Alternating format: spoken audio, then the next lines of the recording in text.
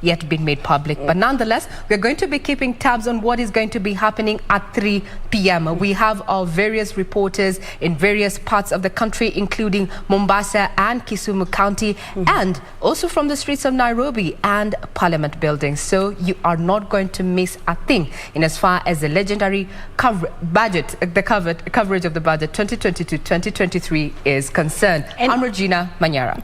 And I'm Njenga. And also later on, we'll be speaking to Julia Nyokabi, who is an expert in governance and leadership. And we will delve more into what Regina has just talked about, the high cost of living, the financing of this budget, the taxes that we are anticipating that are going to be introduced with the finance bill, which actually is going to be tabled together with the budget 2022-2023. But before we delve into that, let's first take a look at the news of the day. Now, William Ogega is the winner of the 5th edition of Kenya Film Commission My Kenya, My Story competition. His film Distance was picked from 116 entries, bagging him 200,000 shillings after the award ceremony held Tuesday night at Kenya Cultural Center in Nairobi. Jacqueline Masharia with the details. The winner is Distances by William Ogega. My Kenya, My Story mobile phone film competition. Distances, a short film by William Ogega, emerged as the winner in the 5th edition of My Kenya, My Story competitions. I was motivated through a personal story. When my dad got sick, he was in ICU for a long time. And that cost him not only his health-wise, but also financially, and also being away from the family. I loved the idea of putting that to film. As odd as it is nowadays, these three have been together for a while. My Kenya, My Story mobile phone film competition is an ingenious program implemented by Kenya Film Commission that aims at powering storytelling through the power of a smartphone. The Kenyan government, through the Ministry of ICT, has actually championed the enactment of a national film policy and bill, which is aimed at straightening or putting a specific legal framework that will enable co-productions to take place, that will be able to give us room to establish a film fund which will champion productions in the country. As a government and through the ministry, we aim to create a conducive environment for the creative sector, for young people to thrive within the creative sector. So we've had mention of formulating of the national film policy. All this is to streamline the film industry. Day 3. Speaking at the awarding ceremony, government spokesperson Colonel retired Sarah Soguna noted that the edition was inspired by disaster events experienced in the country. When there is a disaster of some sort, you see many of our people running toward the disaster or maybe not knowing what to do. So we thought of a better way that can be used to educate them, and the easier way to create that awareness through film. When I saw Kenya Film Commission had put an advert on disaster management and mitigation, I felt like they had to know, the elder people in our society also faced a lot of problems during the COVID-19. Coming in second was Joel Washira's film 999, winning him 150,000 shillings. Third was Elias Mahamud's Ushuhuda film that earned him 100,000 in prize. Jacqueline Masharia for Lunchtime News. Congratulations to all those persons who put in the great effort in that competition. Now we talk about matters of budget expectations, where Kiambu Governor James Nyoro has called on the government to lower food prices on this year's national budget as a mitigation measure to the high cost of living. Nyoro says his government started distribution of 120 tons of seeds to farmers for planting this rainy season, noting that many families can hardly afford a meal, leave alone purchase seeds. Speaking in Magogoine in Ngoliba ward when he officially launched the distribution of seeds to farmers, the governor said the national budget must be tailored to address the issue of high cost of living. He added that 34 million shillings maize and bean seeds will be distributed for free to all the 60 wards in the county and are expected to boost production of the two staple food crops. Tungehitaji serikali kuu wakati huu ifikirie mwananchi wa kawaida, ili iweke pesa ya kuleta maisha chini, bei ya maisha chini, bei ya unga irudi chini, bei ya sukari irudi chini, bei ya mafuta irudi chini. Afadhali project kubwa ziende polepole, lakini tuendelee, lakini tunahitaji watu wetu wapate maisha ili iendelee.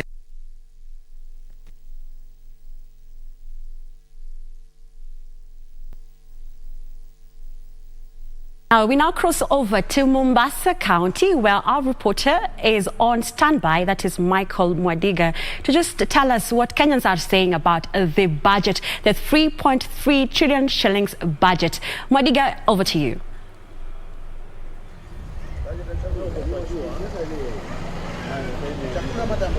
Well, good afternoon to you, Carol Njenga. We are coming to you live from Mombasa in Shanzu area. And of course, today is the big day. We are expecting Treasury CS Mr. Ukur Yatan to present the 3.1 trillion shillings budget. And I'm hereby joined by Wananchi just to give us what they expect the CS to table today in today's budget. Ndugu, karibu, na uweze kutueleza tu kwa majina yako, unaitwa nani na unatarajia nini katika bajeti ambayo itakuwa inasomwa hili. Tafadhali tizama kamera na utuambie matarajio yako ni nini? Kwa majina naitwa Matano Charo na naishi mtaa wa Shanzu.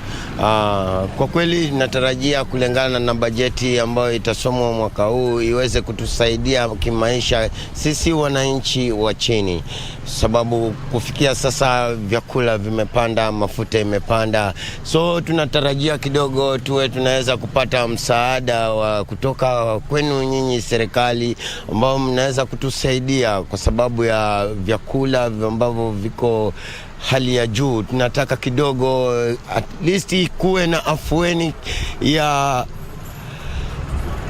hapa na pale ambapo tunaweza kupata msaada, tusiweze kuteseka sana, manake wananchi wa chini wao ndio wanateseka. Kama vyakula vimepanda tunapata shida, mafuta inakuwa juu, chakula inakuwa juu. Sasa sisi tunahangaika na hatuwezi kujua, kazi nazo inakuwa ni shida pia. Naona hiyo ndio changamoto yetu. Tuko mbio, jua linawaka kama hivi, lakini sasa unapata ile shilingi hata ukiipata haiwezi kutusaidia kwa muda mrefu. Hapa na pale ni ile tu mara umeishiwa, unatafuta msaada na haupati. Sasa tunaomba kidogo tuweze kupata huo msaada wenu kupitia kulingana na bajeti venye mtakavyoisoma. Naam, safi. Asante sana ndugu. Kuna ndugu mwingine pia hapa, songea karibu, upate kutueleza tu kwa majina yako, unaitwa nani na matarajio yako kwa bajeti unatarajia nini? Maanake mwananchi wa kawaida anafinyika sana kuhusiana na hali jinsi ilivyo kwa sasa. Unatarajia waziri anapotoa ile bajeti aangazie nini, wewe kama Mkenya wa kawaida? Kwa majina ninaitwa John Kazungu, na upande wangu mimi naomba akisoma bajeti ataangalie sana upande wa mafuta, maana transport ndio imekuwa kama inatuumiza kwa kila kona. Juu mafuta ikiwa juu, kila bidhaa yote inapanda bei. Kama sasa ukiangalia unanunua maziwa, kama maziwa ndogo sasa leo unauziwa 25, kesho imepanda ni 30. Sasa hata unashindwa leo, hata ukituma mtoto huwezi tuma mtoto sasa dukani. Juu hata ukimtuma dukani anaweza ndamba jana ilipanda leo. Kwa hivyo hata siku hizi imekuwa ni gharama sana, kila kitu sasa kimepanda. So mimi upande wangu naonelea wangepunguza hii, akishapunguza mafuta naona kila kitu kitakuwa sawa. Watakuwa tumetusaidia sana, kwanza sisi watu kama sisi watu wa uchukuzi. Watakuwa wametusaidia sana. Naam, shukran sana. Na and before I wrap it up, I also want to hear from one of the residents from here in Shanzu, just to bring us up to speed on what they expect from this budget. Ndugu, kwa majina unaitwa nani na unatarajia nini katika bajeti hii ya leo itakayokuwa inasomwa na waziri Yatan mwendo saa 9 alasiri? Mimi naitwa Francis Baha, niko Shanzu hapa. Lakini tunatarajia mambo ya bajeti vile atakavyosomwa, tunamtarajia waziri wetu ambaye ni waziri wa finance kama atasomea bajeti, atuangalie mambo upande transport. Maana mimi ni dereva wa tuktuk lakini mafuta yamekuwa juu sana kiasi cha kwamba yani hata ukibeba abiria hapa anakuambia mimi na shilingi 20, na unajua wakati wa watoto kwenda shuleni ni karibu tu sahihi, watahitaji kwenda shuleni na ni fees mpaka tu tukalipe fees, wanahitaji vitabu, wanahitaji viatu, wanahitaji kila kitu kile ambacho watatumia shuleni. Sasa inakuwa pesa zinakuwa huna pesa, na wewe unafanya kazi lakini mafuta unaenda ukiweka mafuta pesa zinaisha, ukifika nyumbani ni pesa ya chakula tu peke yake. Chakula yenyewe imepanda, iko juu, mafuta ya uto yako juu, ukiangalia unga nao pia umepanda bei. Sasa unakuta sisi tunateseka tu. Sasa tunaomba waziri, kama unasoma bajeti, angalia pia na sisi watu wa chini kama tunaweza kusaidika kivipi, kwa sababu tuko huku tunateseka, jua ni kali, hakuna kilimo, hakuna chochote, lakini sasa tuko hapa kuhangaika ili kutafutia familia. Sasa jaribuni kutuangalia pia sisi, mtuweke katika hali ya ile tulio huku chini, mjue mtatusaidia kivipi kulingana na hiyo bajeti. Mkiiweka juu sana, sisi tutazidi kuteseka na tutakuwa tunaenda chini, tunadidimia. Watoto wetu watabaki nje, hawataenda shuleni kwa sababu sasa tutakuwa hatuna hata fees za kupelekea shuleni. Kwa hivyo tusaidieni katika upande huo, at least na sisi pia tuwe tunaweza kujikimu kimaisha, na watoto wetu pia nao tuweze kuwakimu katika maisha yao, kuwashikilia. Kwa hivyo upande wa transport mtuangalie sana katika mafuta, na upande wa chakula pia na vitu vya stationery pia kupatia watoto kuelekea nazo shuleni. Asanteni sana kwa haya. Now, thank you so much, Carol and Njenga. That's their views or their insights from the common mwananchi, just putting into perspective their hardship or the harsh economic times they are in. Just look into this. A common mwananchi who was feeding on 3 meals a day, he has to forgo 1 meal and taking 2 meals, just the breakfast and the supper. So they're just trying to tighten the belt, but it's becoming too difficult for them, and they're just hoping when the CS will be tabling at that budget today, it will of course touch the common mwananchi and make sure that the price of common or basic commodities tend to lower, and they at least be on that budgetary terms. They'll be able to take or they'll be able to handle. That's all we have from Mombasa County, and back to you, Carol Njenga. Well, thank you, Michael, for that update. And issues cut across all counties. And one thing is that the escalating food prices is one thing that every Kenyan wants it to be addressed by this budget that is about to be read, or is actually an hour to 3 p.m. And something else is the fuel prices. Is something that they are hoping that this budget will look at. Now we cross over now to Parliament, where Brian Kimani is on standby just to hear views from the leaders. What are they saying, Brian Kimani, in regards to this year's budget, the last budget under the current regime?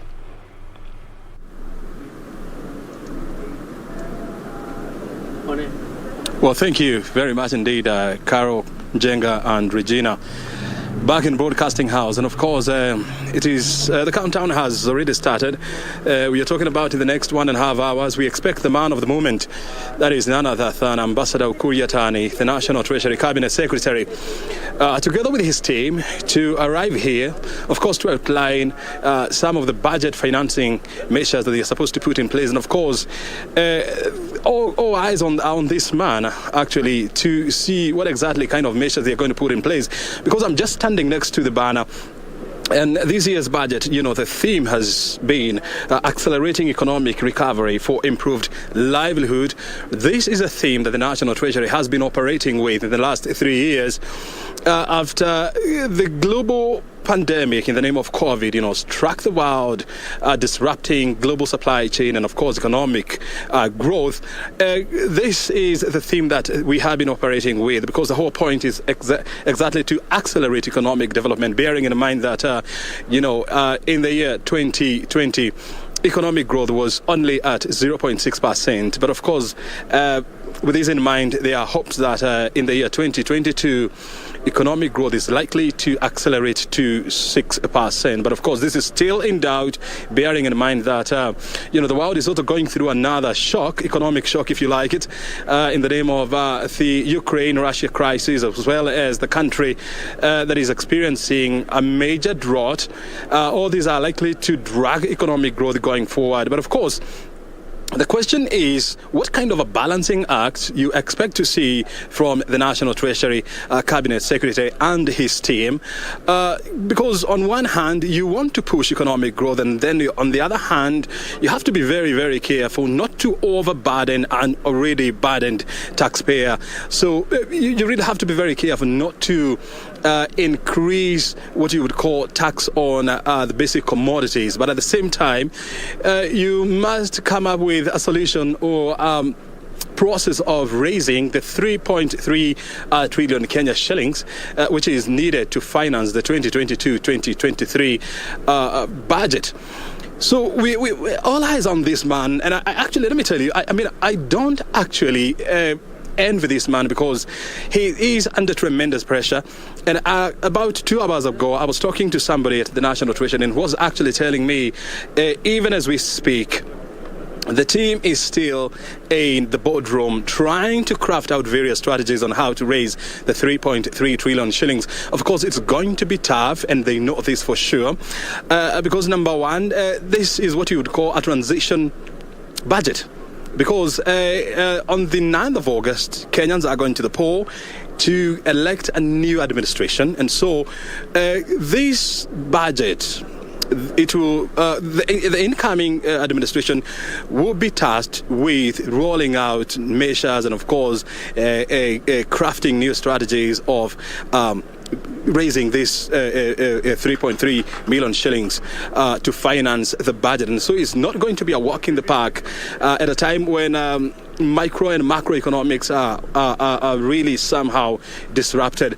And again, this being an election year, traditionally, every time the country is going through an election, you always have what you call the economic shocks, generated by a lot of heated political undertones in the country. And so the National Treasury is praying and hoping against hope that this time around, the situation is likely to be different.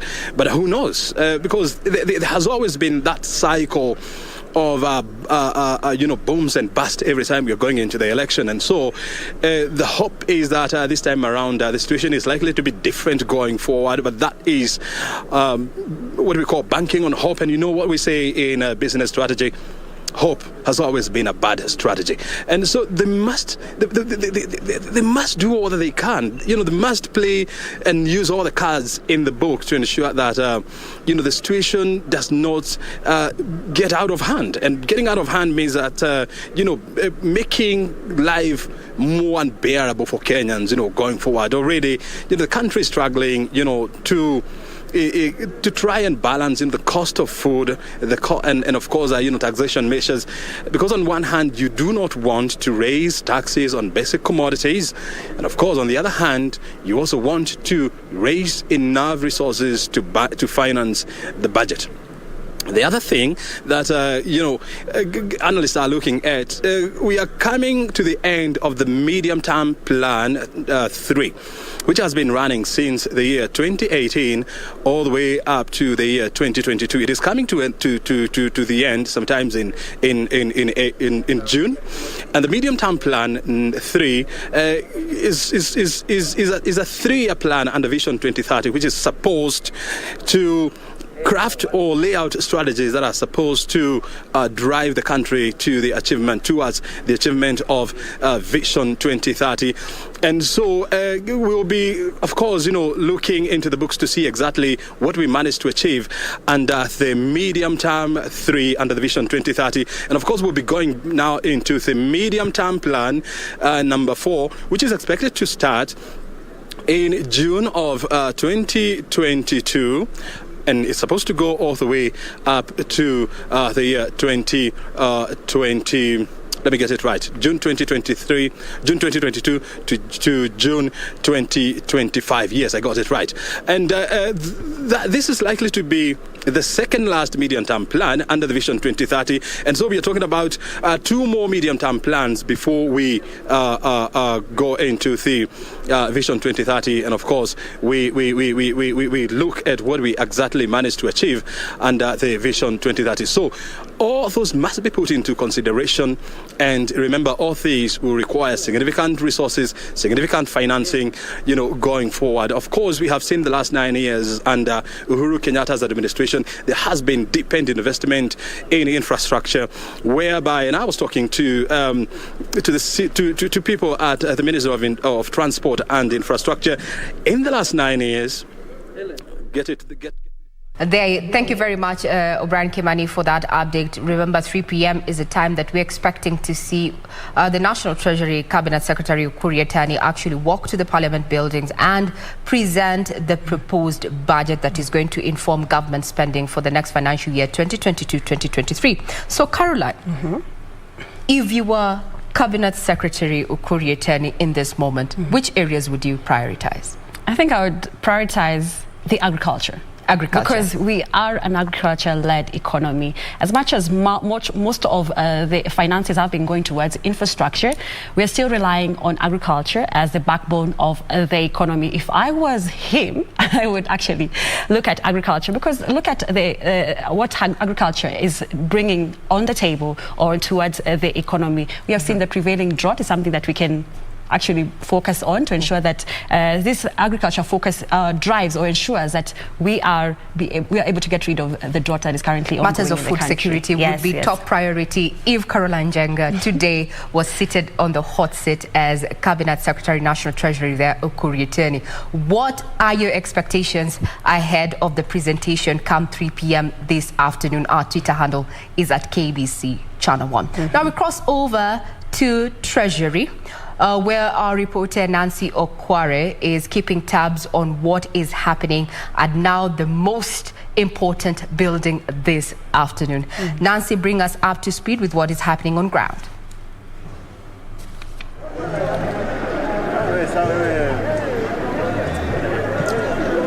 Well, a very good afternoon to you, Regina Manyara. We are coming to you live from the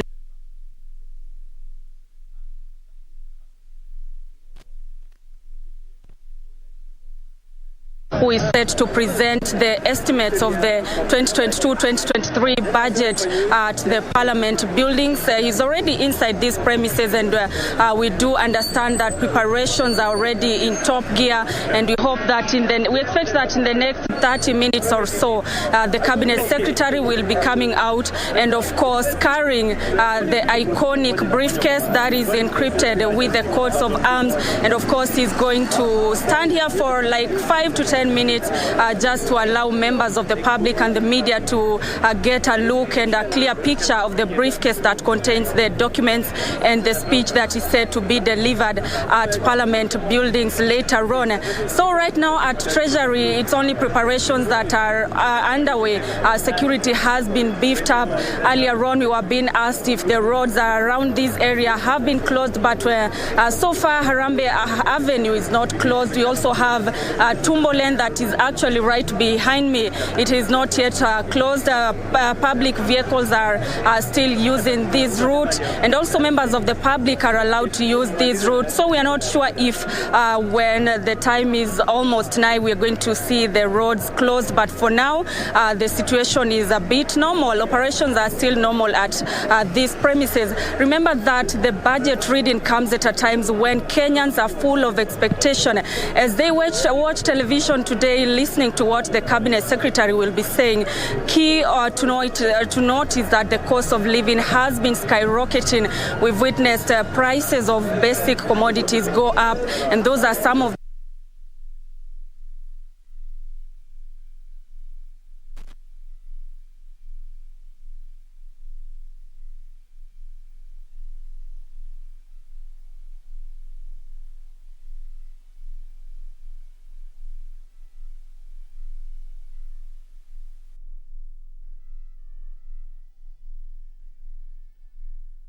in front of the House. Remember that the theme this year for the budget for this financial year is the economic recovery for improved livelihoods. Remember that the Cabinet Secretary, that is Ukur Yatani, took over the reins of at the Ministry of Treasury at a time when the country was actually battling the coronavirus pandemic.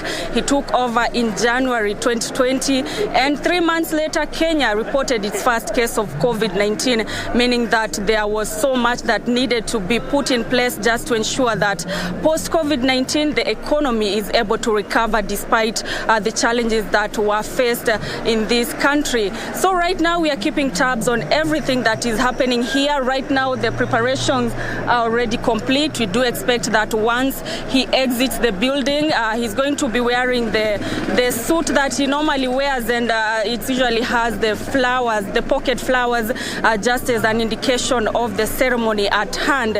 After that, after pausing for a few minutes here, he will be proceeding to Parliament, and we are going to be bringing you that live right here on KBC Channel 1. For now, it's back to you, Regina and Carol Njenga in studio. Thank you very much, Nancy, there for that updated what is happening outside Treasury buildings there. That is the building to watch this afternoon. We're all waiting to see what is contained in the 2022-2023 budget that is going to be presented this afternoon at Parliament on matters of, balancing between jump-starting the economy, after the COVID-19 disruptions, as well as, handling the delicate high cost of living that a majority of Kenyans have come out and spoken to us, both on social media platforms as well as live there, that is what they're really concerned about. What will it be? Which direction will Ukur Yatani take this afternoon? KBC Channel 1 will be there to bring you the live proceedings. For now, we take a quick breather. We'll be right back.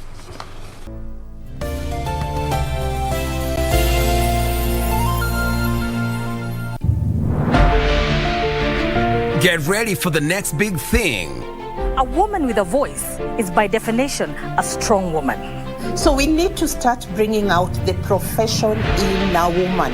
When we demonstrate, they will come when we've been tear gassed, not when we want to pass the message. The Dada's Show is back, a show where women get to be themselves and discuss real issues. She cannot allow other women to come on the same space because she's getting different privileges from men.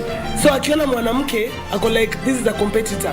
This being an election year, we have given an opportunity to women to express themselves and share their expectations during this critical moment in our country. The issue of corruption and how it has impacted women and children in this country. Create jobs for the informal sector, create jobs for the youth who leave the universities. Hatutaki bora uongozi, tunataka uongozi bora.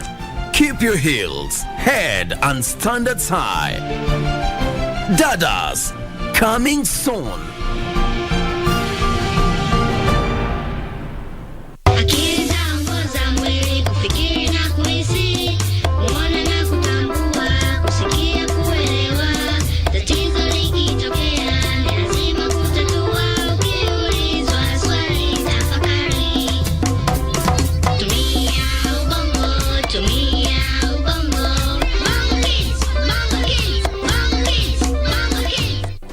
Do you have a news story to share with KBC? Get in touch swiftly on email news@kbc.co.ke or call 0723-892-654 or 0734-780-124.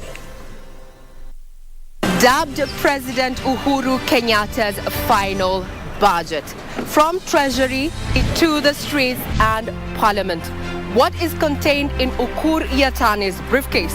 We unpack the numbers and analyze the statistics to help you understand what is contained in the 2022-2023 budget on KBC Channel 1.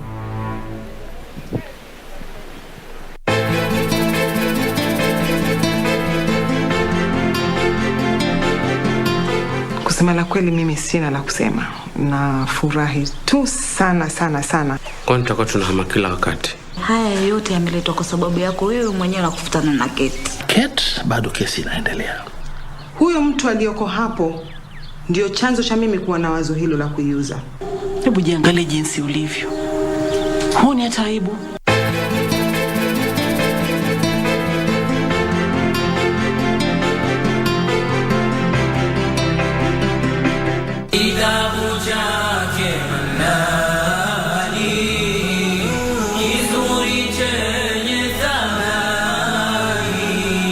watu wana elimu, lakini pia hawafanyii kazi elimu yao. Wanafanya kazi kwenye maslahi ambayo Allah alikataa. Wanafanya kazi kwa maslahi, hawafanyi kazi kwa kufikisha tauhidi kwa haki ya kuifikisha. Biiznillah ta'ala, naomba tuwe wenye kupata hidayah na kufuata uongofu wa Allah subhanahu wa ta'ala ila yaumil qiyama, ili tuweze kunufaika. Malikin nas, ilahin nas, min sharril waswasil khannas. فدقت قلبي نداك يا ربي مالي سواك، في ضعفي أترجاك ربنا يا هدينا.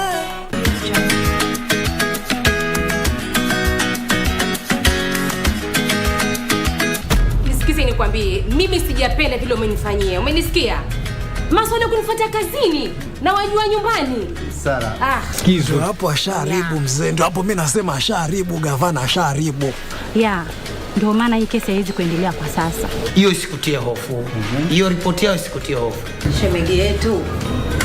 Shemegi huyo kweli. Sara, wewe pole. Mimi nimekufuata hapa kwa sababu niko na shida zangu binafsi. Unajua tunaweza ngangania msichana wenyewe ni mbaya na kumbe shida either iko kwako ama kwingine.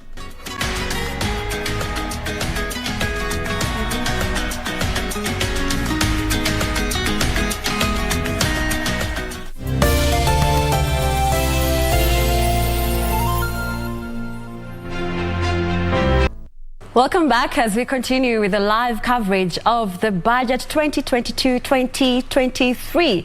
And all eyes are on Ukur Yatani as he prepares to deliver the most ambitious budget of 3.3 trillion shillings budget. And Kenya Revenue Authority, Regina, has been tasked to collect about 2.1 trillion shillings. Do you think they will be able to collect that whole amount during the next financial year beginning July? Just looking at the taxman's history in as far as revenue collection is concerned, last year they had a target of raising 1.8 trillion shillings and they only managed, I think, a 1.6 trillion shillings given to the issues of, COVID-19 and, disruptions in as far as business is concerned. So this quite is a target, 300 billion shillings more. So them getting this target right, well, let's wait and see. But not being a devil's advocate, their history speaks for themselves. And of course, they have to raise this revenue through taxes. So of course, we are waiting for the finance bill, which is going to tell us which areas that the government will be targeting to collect this revenue. Now we cross over now to the stories of the day, and we look and we go to Coastal Region, where the Coastal Regional Commissioner John Elungata has urged members of the public to foster harmony ahead of the elections, despite their different political affiliations. He, however, assured residents that adequate security is in place to curb elections-related lawlessness to ensure stability in the nation prevails even after the polls.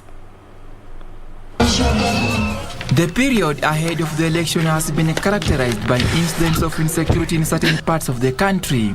In Mombasa, as aspirant for Movita parliamentary seat Ali Matau survived an assassination attempt on Tuesday night in Tudori area. Coast Regional Commissioner John Elungata said investigations will be intensified to arrest the culprits. In the next few hours or so, we should be able to know who was motivated to carry out that heinous act. All I want to assure the public is that we have no link so far to any political opponent of the victim, or even if there was any such feud. We are asking the public to provide information, if any, regarding this incident. Whoever saw, whoever heard, whoever conjectured, we are very interested in knowing who actually perpetrated this act. He said the government is determined to ensure the polls are conducted in a peaceful, secure and conducive environment. Mwananchi should be resting assured that government is very, very, very determined to ensure that there's peace and security during this electioneering period.